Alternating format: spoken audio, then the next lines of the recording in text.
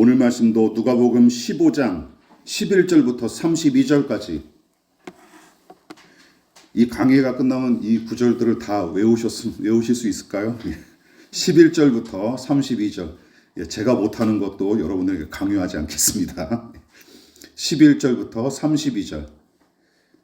이번에는 여러분들이 먼저 11절 봉독해 주시면 되겠습니다. 먼저 읽어보시겠습니다. 시작. 또 이르시되 어떤 사람에게 두 아들이 있는데 그 둘째가 아버지에게 말하되 아버지여 재산 중에서 내게 돌아올 분깃을 내게 주소서 하는지라. 아버지가 그 살림을 각각 나누어 주었더니 그 며칠이 안 되어 둘째 아들이 재물을 다 모아가지고 먼 나라에 가 거기서 호랑박당하여 그 재산을 낭비하더니 다 없앤 후 그 나라에 크게 흉년이 들어 그가 비로소 궁핍한지라. 가서 그 나라 백성 중 한 사람에게 붙여 사니 그가 그를 들로 보내어 돼지를 치게 하였는데 그가 돼지 먹는 쥐염 열매로 배를 채우고자 하되 주는 자가 없는지라. 이에 스스로 돌이켜 이르되 내 아버지에게는 양식이 풍족한 후끈이 얼마나 많은가. 나는 여기서 주려 주는구나. 내가 일어나 아버지께 가서 이르기를 아버지 내가 하늘과 아버지께 죄를 지었사오니 지금부터는 아버지의 아들이라 일걸음을 감당하지 못하겠나이다. 나를 품품의 하나로 보소서 하리라 하고 이에 일어나서 아버지께로 돌아가니라. 아직도 거리가 먼데 아버지가 그를 보고 치근히 여겨 달려가 목을 안고 입을 맞추니 아들이 이르되 아버지 내가 하늘과 아버지께 죄를 지었사오니 지금부터는 아버지의 아들이라 일컬음을 감당하지 못하겠나이다 하나 아버지는 종들에게 이르되 제일 좋은 옷을 내어다가 입히고 손에 가락지를 끼우고 발에 신은 신기라. 그리고 살찐 송아지를 끌어다가 잡으라. 우리가 먹고 즐기자. 이 내 아들은 죽었다가 다시 살아났으며 내가 잃었다가 다시 얻었노라 하니 그들이 즐거워하더라. 마다들은 밭에 있다가 돌아와 집에 가까이 왔을 때 풍악과 춤추는 소리를 듣고 한 종을 불러 이 무슨 일인가 물은데 대답하되 당신의 동생이 돌아왔음에 당신의 아버지가 건강한 그를 다시 맞아들이게 됨으로 인하여 살찐 송아지를 잡았나이다 하니 그가 노하여 들어가고자 하지 아니하거늘 아버지가 나와서 권한대 아버지께 대답하여 이르되 내가 여러 해 아버지를 섬겨 명을 어김이 없거늘 내게는 염소 새끼라도 주어 나와 내 곳으로 지게 하신 일이 없더니 아버지의 살림을 창녀들과 함께 삼켜버린 이 아들이 돌아오매 이를 위하여 살찐 송아지를 잡으셨나이다. 아버지가 이르되 예 너는 항상 나와 함께 있으니 내 것이 다 내 것이로되 다 같이 이 내 동생은 죽었다가 살아났으며 내가 잃었다가 얻었기로 우리가 즐거워하고 기뻐하는 것이 마땅하다 하니라. 아멘. 말씀의 제목을 우리 가운데 있는 제목 소제목 같이 한번 읽어보도록 하겠습니다. 자, 시작. 그 나라에 크게 흉년이 들어. 그 나라에 크게 흉년이 들어라는 제목으로 함께 말씀의 은혜를 나누도록 하겠습니다. 소제목은 죄인이 처한 현실이라는 소제목으로 또 몇 번에 걸쳐서 함께 말씀의 은혜를 나누도록 하겠습니다. 지난 설교에서 먼 나라로 떠난 탕자가 허랑방탕하고 낭비하는 모습을 통해 하나님을 떠나 방탕과 낭비를 일삼는 죄인의 생리를 함께 살펴봤어요. 그렇다면 예수께서 이 이야기를 통해 가르쳐 주신 방탕과 낭비의 의미는 무엇입니까? 우선 첫 번째로 이 이야기는 탕자의 방탕을 언급함으로써 무질서와 무절제로 방탕을 일삼는 죄인의 실체를 고스란히 보여주고 있습니다. 따라서 이 이야기에 언급된 허랑방탕, 방탕은 아버지의 다스림을 벗어나 제멋대로 무질서하고 무절제하게 살아가는 모습을 가리키는데 그야말로 탕자는 먼 나라에서 무법자로서 산 셈이고 성경은 그런 인간을 가리켜 무엇으로 규정한다? 이것이 바로 죄인이다 라고 규정하고 있습니다. 이처럼 성경은 방탕함으로 무절제하고 무질서하게 살아가는 것을 불신앙에 빠진 상태거나 하나님의 사람답지 못한 방식으로서 분명하게 지적하고 있다는 것이죠. 두 번째는 무엇입니까? 이것이죠.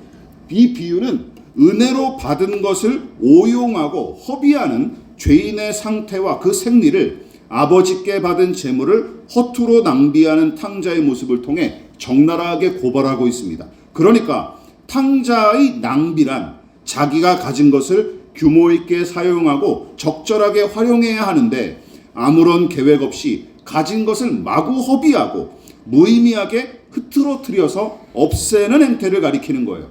즉 가진 것을 허투루 쓰는 삶의 방식이 바로 낭비라는 것입니다. 그러니까 방탕이 기준 없는 무질서와 무법의 상태를 가리킨다면 낭비는 그 무질서와 무법한 방탕의 상태에서 가진 것을 제멋대로 헤프게 써버리는 것을 의미하는 것이죠. 따라서 방탕에 빠져 있으면 낭비하기 마련이고 방탕의 뿌리에서 낭비의 열매가 맺어지는 것입니다. 그래서 탕자가 아버지의 권위와 질서를 떠나 제멋대로 사는 방탕에 빠진 뒤 아버지로부터 받아낸 재산을 허투루 사용하면서 낭비한 것은 지극히 당연한 결과라는 것이죠. 어쨌든 지금까지 탕자 이야기의 서두를 통해 살펴본 내용은 아버지 곁을 떠난 탕자처럼 하나님 곁을 떠난 죄인의 본성과 특징에 관한 것이었습니다. 자, 그렇다면 이제부터는 그런 죄인이 처한 비참한 상태가 어떤 것인지, 다시 말해 하나님 곁을 떠난 인간의 처지와 그를 둘러싼 환경은 물론이고 끝내 맞닥뜨리게 될 죄인의 비참한 운명에 관해서도 살펴볼 예정이에요. 자, 그렇다면 죄인이 처한 현실과 그 비참한 상태란 어떤 것일까요? 첫 번째로 우리가 살펴볼 것은 이것입니다. 첫째 같이 읽어볼게요. 시작. 망가진 세상의 한계. 이 비유 이야기에는 기막힌 영적인 원리가 담겨져 있습니다. 탕자는 아버지 곁을 떠나 달아난 그 먼 나라에서 방탕하며 낭비하고 살았을 뿐만 아니라 엎친 데 덮친 격으로 그 땅에 흉년이 들었다는 구절은 쉽게 간과해서는 안 됩니다. 물론 성경을 해석할 때 핵심적인 주제와 관계없이 한 단어와 한 문장에 지나치게 큰 의미를 부여해서 확대 해석할 필요는 없지만 이 비유 이야기에 동원된 단어와 문장은 성경의 핵심 교리와 영적 교훈을 아주 잘 담고 있는 터라 그냥 지나치기가 아까운 게 사실이에요. 어쨌든 탕자가 아버지를 멀리 떠나 정착한 그 나라에 불행히도 흉년이 들었습니다. 게다가 어떻게? 크게 흉년이 들었다 하고 언급한 것은 그곳의 사정이 매우 심각하다는 사실을 짐작하게 하죠. 그래서 큰 흉년을 맞이한 그 나라의 모든 사람이 곤경에 빠졌고 거기 정착했던 이 둘째 아들도 예외일 수 없었습니다. 자, 이쯤에서 한번 생각해 보십시오. 어떤 사람들은 이런 사람들이 있죠. 산과 강과 바다와 동식물 등의 자연 그 자체를 어떻게 생각하죠? 순수하고 온전한 것으로 생각하고 믿습니다. 그래서 자연을 신처럼 숭배하는 사람들도 있고 자연 법칙과 그 원리를 진리처럼 떠받드는 사람들도 우리 주변에 허다합니다. 그리고 저와 여러분들도 그런 때가 있었고 또한 어떤 사람들은 인간보다 자연과 자연현상을 더 우월하게 바라보는 까닭에 자연과 생태계 보존을 위해서 뭘 해야 된다라고 주장하기도 해요? 인간이 없어져야 된다라고 주장하기도 하죠. 이거 누구랑 비슷합니까? 여러분, 우주의 절반을 날려서 생태계의 균형을 도모하자던 어벤져스의 타노스와 같은 사람들인 거죠. 예? 그렇다면 과연 자연은 그 상태 그대로 순진무구하고 흠이 없을까요? 성경은 거기에 일침을 가합니다. 특별히 이 탕자 이야기에서 일침을 가하죠. 그 먼 나라에 어떤 일이 찾아옵니까? 흉년이 들었습니다. 흉년이 들어요. 즉 탕자는 복된 곳인 줄 알고 그곳을 찾아갔으나 그곳이 정작은 고통과 저주의 땅으로 변했던 것이죠. 그리고 성경은 하나님의 뜻을 거스르고 타락한 인간으로 인해 하나님의 피조물인 자연 만물도 인간과 함께 망가진 거로 가르치고 있습니다. 이게 성경의 관점이에요. 창세기에 기록된 타락 이야기를 우리가 함께 살펴보십시다. 창세기 3장 17절과 18절 같이 읽어볼게요. 시작.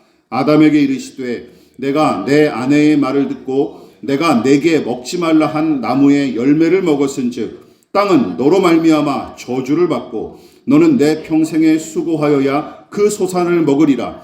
땅이 내게 가시덤불과 엉겅퀴를 낼 것이라. 내가 먹을 것은 밭의 채소인즉. 여러분, 창세기는 땅이 타락한 인간 때문에 저주를 받았다라고 진단하고 있습니다. 쉽게 말해 자연 만물을 대표하는 땅도 토지도 하나님께서 처음 만드셨을 때의 아름다움과 선함을 상실하고 망가졌다는 뜻이에요. 믿으십니까? 이것이 성경의 진술이에요. 물론 이 비극의 원흉은 전적으로 타락한 인간에게 있을 뿐 자연 만물은 잘못한 게 하나도 없고 책임질 것도 없습니다. 오히려 자연은 하나님의 섭리와 그 뜻 안에서 온전하게 존재하며 순종했건만 하나님을 거역하는 유일한 피조물이 뭐예요? 인간이었던 것이죠. 이게 얼마나 끔찍하고 비참한 일입니까? 모든 자연이 하나님께 순응하고 순종하는데 오직 하나, 인간만 하나님께 불순종했던 거예요. 무엇보다 자연을 대표하는 땅이 인간의 죄로 함께 저주를 받아 망가졌고 그 결과로 선하고 아름답게 창조되었던 땅에서 전혀 찾아볼 수 없었던 가시와 엉겅퀴가 나기 시작했던 것이죠. 이거는 그 가시와 엉겅퀴를 상징한다고, 어떤 악한 것을 상징한다고 볼 수 있는 것이죠. 자, 그러니까 이렇게 정의를 내릴 수 있어요. 아담과 하와의 불순종으로 말미암아 땅이 그들과 함께 저주를 받았는데 그 결과로 땅 자체가 망가진 것은 물론이고 가시덤불과 엉겅퀴가 나오면서 땅을 기반으로 사는 인간과 동식물의 생장마저 어그러지기 시작했다고 볼 수 있는 것입니다. 그래서 땅에서 자라는 작물과 열매도 첫 창조의 온전함과 아름다움과 선함을 잃어버리게 된 것이죠. 이처럼 땅이 저주받았다는 이 사실 하나만으로도 다른 모든 피조물이 도미노 현상처럼 덩달아 병들고 망가져 버렸다라고 성경이 진단하고 있는 거예요. 그리고 하나님께서 원래 의도하셨던 인간의 노동과 수고 이상으로 인간은 이 저주받은 땅을 일구기 위해 훨씬 더 많은 수고와 희생을 감수했어야 했습니다. 물론 탕자의 비유에 등장하는 이 먼 나라의 흉년은 이 이야기의 핵심적인 내용은 아닙니다. 그러나 아버지를 떠나 탕자가 정착한 세상을 매우 적절하게 보여주는 구절인 것은 틀림없죠. 다시 말해 먼 나라에서 일어난 그 흉년은 허무하고 황폐한 세상의 현실을 묘사함과 동시에 하나님을 떠난 인간과 세상의 망가진 상태를 상징적으로 보여주고 있는 것입니다. 그리고 성경은 인간의 타락으로 인해 덩달아 저주받은 땅을 비롯한 모든 피조물이 망가지고 더러워진 상태에서 끊임없이 지금도 괴로워하고 있는 중임을 고발하고 있어요. 예수께서 다시 오심으로써 새 하늘과 새 땅이 열릴 때까지 피조물들이 내내 아파하고 탄식할 거로 지적한 바울의 교훈은 여러분, 인간의 타락이 모든 피조물에 악영향을 미쳤다는 사실을 간접적으로 보여주고 있습니다. 그 내용이 로마서 8장에 있어요. 같이 읽어볼게요. 시작. 피조물이 고대하는 바는 하나님의 아들들이 나타나는 것이니 그 바라는 것은 피조물도 썩어짐의 종노릇한 데서 해방되어 하나님의 자녀들의 영광의 자유에 이르는 것이니라. 피조물이 다 이제까지 함께 탄식하며 함께 고통을 겪고 있는 것을 우리가 아느니라. 모든 피조물이 이 저주에서 해방되어 창조의 아름다움과 선함을 회복할 수 있는 유일한 길, 여러분, 그것이 죄인이 새로운 피조물로 거듭나는 것처럼 모든 자연 만물도 첫 창조의 선함과 아름다움을 회복하고 거기서 더 나아가 새 하늘과 새 땅으로 완전히 변화하는 것이죠. 그리고 그 변화는 오직 무엇을 통해서만? 하나님의 은혜와 예수 그리스도의 공로로 말미암아 시작되고 완성되는 것입니다. 믿으십니까? 이것이 성경의 진술이에요. 그래서 예수님의 십자가 죽음은 죄인의 구원만을 위한 것이 아닙니다. 타락한 인간의 구원을 넘어 저주받은 모든 피조물과 이 세계의 구속과 구원을 포함하는 것입니다. 믿으십니까? 이게 성경의 교리예요. 예수께서 십자가에 못 박혀 고통당하는 순간을 기록한 내용을 통해 우리는 저주받은 피조물을 구원하시는 하나님의 계획과 일하심을 어렴풋이 짐작해 볼 수 있어요. 요한복음의 말씀을 볼까요? 자, 요한복음 19장 2절과 3절 시작.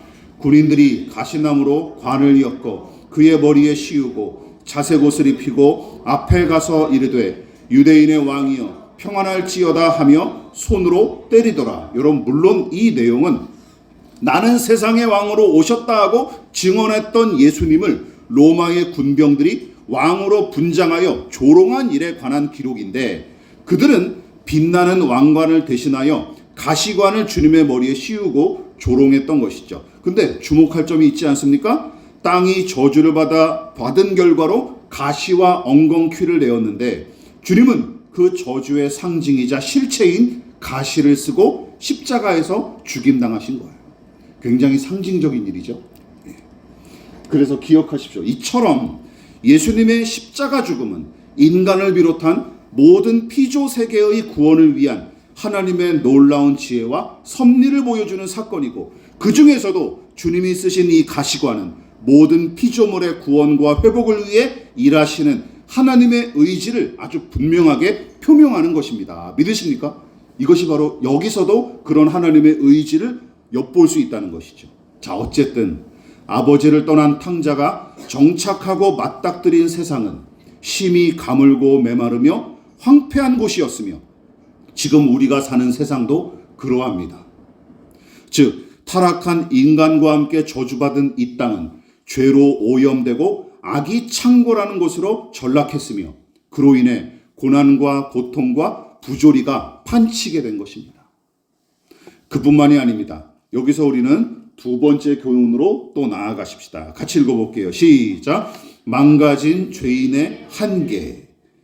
아버지 곁을 떠나 탕자가 선택한 곳은 먼 나라였습니다. 물론 이 비유에 등장하는 그 나라와 그 땅이 어디인지 알 수도 없고 알 필요도 없죠. 이게 중요한 게 아니니까. 탕자가 더 행복하게 여겨서 살 수 있을 거로 여겨서 선택한 곳은 틀림없죠. 즉, 그 나라가 살기에 좋아 보였던 까닭에 탕자는 주저없이 그곳을 선택했던 것입니다. 물론 흉년이 닥친 탓에 탕자의 선택을 잘못으로 판단하는 것은 아니에요. 그보다 더 주목할 점은 무엇입니까? 그의 선택과 결정이 애초부터 악했던 게 문제죠. 자, 다시금 떠올려 보십시오. 탕자의 선택은 그 시작부터 사악했습니다. 그는 오직 자신의 행복만을 위해 아버지 곁을 떠났고, 그것은 단순히 집을 떠난 정도가 아니었어요. 아버지의 존재 자체를 무시하고 부정한 데서 비롯된 불량한 선택이었죠. 또한 그동안 아버지 곁에서 누렸던 혜택을 감사하거나 소중히 여기기는커녕 당연한 것처럼 받아 누리면서 배은망덕한 짓까지 저질렀던 것입니다. 당연합니다. 여러분, 불량한 생각이 그 마음을 장악하고 있으니 제대로 판단하고 선택할 리가 있겠습니까? 아브람과 롯이 각자 거주할 땅을 선택했던 창세기의 기록을 살펴보면 탕자가 무슨 이유로 먼 나라에 갔는지 대략 짐작해 볼 수 있습니다. 창세기 13장 말씀, 우리 길지만 같이 한번 읽어보겠습니다. 자, 시작. 내 앞에 온 땅이 있지 아니하냐. 나를 떠나가라. 내가 좌하면 나는 우하고 내가 우하면 나는 좌하리라. 이에 롯이 눈을 들어 요단 지역을 바라본즉 소알까지 온 땅에 물이 넉넉하니 여호와께서 소돔과 고모라를 멸하시기 전이었으므로 여호와의 동산 같고 애굽 땅과 같았더라. 그러므로 롯이 요단 온 지역을 택하고 동으로 옮기니 그들이 서로 떠난지라. 여러분, 언젠가 제가 설교했듯이 롯은 불신자가 아니었습니다. 그도 아브라함과 같은 믿음의 사람이었어요. 베드로후서 2장 7절이 그 사실을 증거하죠. 하지만 롯은 여기서 여러 가지 패착을 저지릅니다. 먼저 삼촌이 호의를 베풀어서 우선 선택할 수 있도록 배려한 것처럼 롯도 조카 입장에서는 어떻게 해야 됩니까? 예의상 삼촌을 어른으로 대접하면서 선택권을 양보하는 신용이라도 했어야죠, 이놈이. 근데 그런 인격까지는 아니었던 것 같아요. 또한 항상 동행하시는 하나님과 그분의 말씀을 신뢰했던 아브라함과 다르게 롯은 제 욕심을 앞장세워서 물이 넉넉하여 살기 좋아 보이는 소돔과 고모라를 임의대로 선택합니다. 그러니까 하나님께 기도로 여쭤보거나 그 뜻을 살피는 과정이 아예 본문에 등장하지 않아요. 다만 그 땅에 거주하는 것이 윤택한 생활을 영위하고 행복과 안정을 안겨줄 거로 여겨서 소돔 땅, 그 요단 지역을 선택했던 것이죠. 즉 하나님을 전혀 염두에 두지 않고 의식하지 않고 굉장히 이기적인 선택이었을지언정 그의 선택은 매우 합리적이고 효율적인 선택이었던 것은 부정할 수 없는 사실입니다. 그러나 얼른 좋은 땅을 얻고 싶은 욕심이 앞서서 삼촌을 배려할 생각조차 하지 못했고 게다가 여호와 하나님과 그분의 뜻을 전혀 고려하거나 의식하지 않은 선택이었던 것도 사실이죠. 당연합니다. 왜 그랬을까요? 이것 때문이에요. 아브람처럼 하나님의 부르심을 똑같이 받았을지라도 롯의 마음은 하나님의 명령이나 그분의 뜻을 우선하기보다는 눈에 보이는 물질적 풍요와 안락 쪽으로 더 기울어져 있었기 때문이에요. 마음의 기울기가 그쪽으로 한참 치우쳐져 있었기 때문이에요. 따라서 망설임이나 주저함 없이 물이 넉넉한 요단 땅을 선택했고 그동안 신세를 졌던 삼촌 곁을 과감히 떠날 수 있었던 것입니다. 본문의 탕자도 마찬가지예요. 아버지를 부정하고 싫어하는 탕자의 망가진 생각과 마음은 망가진 선택과 잘못된 행동을 부추겼고 결국은 아버지 곁을 떠나 먼 나라에 가서 방탕하고 낭비하는 결과로 나타날 수밖에 없었던 것입니다. 그러므로 우리가 유념해야 될 것, 겉으로 드러난 선택과 결정의 모양과 행위보다 더 중요한 것은 무엇입니까? 그 선택과 결정의 근거를 제시하는 생각의 기준과 마음의 기울기예요. 자, 그것을 저와 여러분들이 나의 내면을 잘 살펴볼 수 있어야 되는 거예요. 그런데 아브라함의 조카 롯과 본문의 탕자는 선택과 결정의 근거와 기준 자체가 어그러진 상태로서 그들은 자기의 탐욕을 따라 섣부르게 선택하여 행동하기 일쑤였고 그 선택과 행동의 배경에는 하나님을 향한 믿음이나 남에 대한 배려를 눈꼽만큼도 찾을 수가 없었던 것입니다. 자, 이것이 그리고 죄에 빠진 인간의 상태라는 것이죠. 죄에 빠진 인간의 상태. 하나님을 전혀 의식할 수 없어요. 의식하지 않아요. 그리고 두 번째 무엇입니까? 남을 전혀 고려하지 않아요. 내 생각과 내 느낌과 내 의지만 중요하게 여기는 것이죠. 그러니까 마음과 생각이 선하고 올바르게 뿌리를 내렸는데 선택과 결정의 열매가 불의하고 악하게 맺어지는 경우는 없습니다. 없습니다. 이처럼 죄인은 마음의 뿌리가 부패하고 생각이 망가진 까닭에 하나님 앞에 망가진 선택과 더러운 결정을 할 수밖에 없고 거기에 따라 행동하는 것은 지극히 자연스러운 수순입니다. 지극히 자연스러운 수순이에요. 이처럼 죄인은 하나님 앞에 거룩하고 선하고 아름다운 것이 무엇인지 전혀 생각하지 않을 뿐더러 탐욕과 교만에 굳어진 마음은 제대로 된 선택과 결정을 하지 못할 정도로 망가져 있다는 것이죠. 이사야 선지자와 사도 바울이 그 원리를 똑같이 지적하고 있습니다. 이사야서 44장 읽어볼게요. 시작. 그들이 알지도 못하고 깨닫지도 못함은 그들의 눈이 가려서 보지 못하며 그들의 마음이 어두워져서 깨닫지 못함이니라. 사도 바울의 설명 에베소서 4장 18절 시작. 그들의 총명이 어두워지고 그들 가운데 있는 무지함과 그들의 마음이 굳어짐으로 말미암아 하나님의 생명에서 떠나 있도다. 공통적으로 등장하는 것이 뭐예요? 마음이 어두워진 상태. 이게 바로 죄인의 상태라는 거예요. 마음이 어두워지고 굳어져 있는 까닭에 옳음과 그름, 선과 악을 분별하는 총명이 제대로 기능하지 못할 뿐더러 생명의 탯줄이자 뿌리인 하나님으로부터 떨어져 나가버리거나 잘려져 있는 상태. 그래서 하나님이 원하시는 뜻을 제대로 선택하고 결정할 수 없는 무능한 처지. 이것이 바로 죄인의 정체이자 실체라는 것입니다.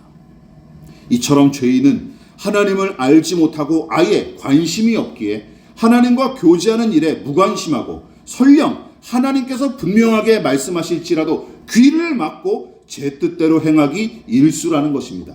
그래서 하나님은 이사야 선지자를 통해 다음과 같이 탄식하셨어요. 이사야서 66장 4절 말씀 같이 읽어볼게요. 시작. 이는 내가 불러도 대답하는 자가 없으며 내가 말하여도 그들이 듣지 않고 오직 나의 목전에서 악을 행하며 내가 기뻐하지 아니하는 것을 택하였음이라 하시니라. 이 구절은 마치 탕자의 내면을 이렇게 엑스레이로 들여다보는 것처럼 그런 말씀인 것 같아요. 물론 죄인의 모든 선택과 행동이 죄다, 사악하고 망가지며 더럽다는 의미는 아닙니다. 하나님께서 당신의 형상을 따라 만드시고 생기를 불어넣으신 인간이 비록 죄로 인해 더러워지고 망가지기는 했지만 완전히 파괴되거나 그리고 다 더러워진 것은 아니기에 일반적인 창조의 원리와 양심의 소리를 간혹 따르기도 하죠. 그러나 그 양심조차도 제대로 기능하지 못할 때가 허다하고 하나님을 불신하는 마음은 이미 그 자체로 그분을 욕되게 하기 때문에 인간의 선택과 행위는 대부분 하나님을 기쁘시게 할 수가 없는 것입니다. 그래서 하나님이 믿음 없는 그런 행위들을 기뻐하지 않으시는 것이죠. 그것이 바로 우리 같은 죄인의 비극이고 오늘 본문의 탕자가 직면한 현실이었던 것입니다. 자, 말씀을 마무리하도록 하겠습니다. 우리는 망가진 세상에서 살아갈 뿐만 아니라 망가진 존재로 태어난 인생들이에요. 다른 말로 아무런 소망이 없는 인생들인 셈이죠. 즉 망가진 세상에서 망가진 모습 그대로 적응하여 사는 존재에 불과합니다. 그리고 그런 사람들이 기껏 할 수 있는 일이라고는 본문의 탕자처럼 자기를 만족하게 할 만한 것을 움켜쥐기 위해 몸부림칠 뿐입니다. 그것으로 인생의 의미를 찾죠. 그래서 탕자의 이야기는 바로 우리의 이야기이기도 합니다. 아버지를 떠나 저기 먼 나라로 가면 나는 얼마든지 행복할 수 있다 하고 철석같이 믿었던 탕자처럼 우리도 세상과 세상이 주는 것으로 충분히 행복할 수 있을 거로 믿었고 의지를 갖고 덤비면 무슨 일이든 이룰 수 있으며 꿈꾸며 생각한 대로 살 수 있을 거로 여기며 살아왔습니다. 아니 설령 그렇진 않을지라도 막연한 기대감과 대책 없는 낙관론을 품고 아무 일도 일어나지 않는 평안한 삶을 바라며 지금까지 살아왔어요. 그리고 본문의 탕자가 그러했습니다. 자기가 결정한 대로 저 먼 나라에 가면 자유와 행복을 마음껏 누릴 거라 믿었으나 세상이 가시와 엉겅퀴를 내는 곳인 줄 그는 까맣게 몰랐고 배은망덕하게 아버지 곁을 떠난 망가진 자신의 처지도 전혀 생각하지 못한 채 의기양양하게 고향 땅을 떠났던 것입니다. 아버지의 품을 떠났던 것이죠. 그래서 배은망덕하고 더러운 선택을 감행했으면서도 그는 그곳에 도착하자마자 도리어 손뼉을 치며 환호했을 것입니다. 이야 이제 자유다 하면서 말이죠. 따라서 여러분 그리스도인이란 어떤 사람입니까? 그리고 하나님의 자녀란 누구입니까? 은혜로 얻은 믿음으로 자기 안에 자리매김한 죄악의 실체를 직시하고 인지하는 사람이에요. 또한 망가진 현실을 바라보는 안목이 열리고 망가진 세상의 실체를 알게 된 사람입니다. 그래서 고통스러워하고 슬퍼할 수밖에 없는 것이죠. 그래서 예수께서 가르치신 팔복의 서두처럼 가난하고 애통한 심령으로 하나님의 은혜를 의지하는 사람이 바로 그리스도인인 것입니다. 여러분, 세상의 망가짐과 내 자신의 망가짐을 아는 사람은 자연스럽게 하나님 앞에 무릎을 꿇을 수밖에 없습니다. 근데 모르니까 자신만만하게 의기양양하게 여전히 큰소리 뻥뻥 치며 살아가는 거예요. 그래서 이후에 탕자가 자신의 망가짐과 세상의 참혹함을 인식하고 마침내 가난하고 애통한 심정을 얻었을 때 그는 비로소 귀향의 여정을 시작할 수 있었던 것입니다. 이 사실을 인정하고 인식했을 때 드디어 그는 아버지와 그 고향집이 그리워지게 된 것이죠. 물론 나 자신과 내가 디디고 사는 이 세상이 망가지고 더러워져 있다는 사실을 인정하고 바라보는 일은 여러분, 이게 즐거운 일일까요? 전혀 아닙니다. 고통스럽고 괴로운 일입니다. 그러나 그리스도인은 그 과정을, 그 문을 지나가는 사람이어야 하는 거예요. 이 과정을 뛰어넘지 않고 회심할 수 없습니다. 예수님을 전폭적으로 신뢰할 수가 없어요. 그것이야말로 참된 회복과 구원과 진정한 행복을 얻는 유일한 방법임을 믿고 생명을 얻는 해산의 수고를 용감히 감당하는 저와 여러분 되시기를 진심으로 부탁을 드리겠습니다. 그러므로 너희는 이렇게 기도하라. 하늘에 계신 우리 아버지, 아버지의 이름을 거룩하게 하시며 아버지의 나라가 오게 하시며 아버지의 뜻이 하늘에서와 같이 땅에서도 이루어지게 하소서. 오늘 우리에게 일용할 양식을 주시고 우리가 우리에게 잘못한 사람을 용서하여 준 것 같이 우리 죄를 용서하여 주시고 우리를 시험에 빠지지 않게 하시고 악에서 구하소서. 나라와 권능과 영광이 영원히 아버지의 것입니다. 아멘.